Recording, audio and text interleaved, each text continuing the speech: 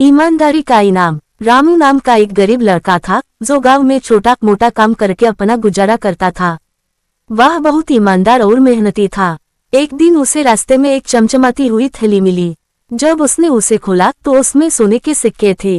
रामू कुछ देर सोचता रहा, लेकिन फिर उसने फैसला किया कि वह यह थैली उसके असली मालिक को लौटाएगा।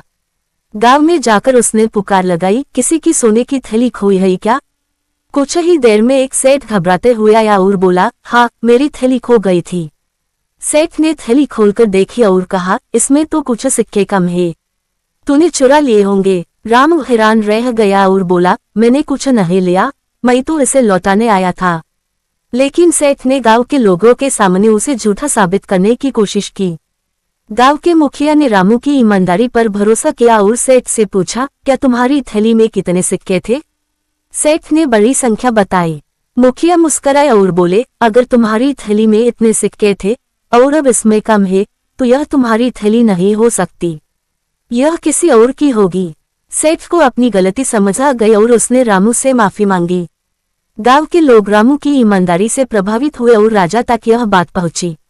राजा ने रामू को इनाम देकर अपने दरबार में नौकरी दे दी।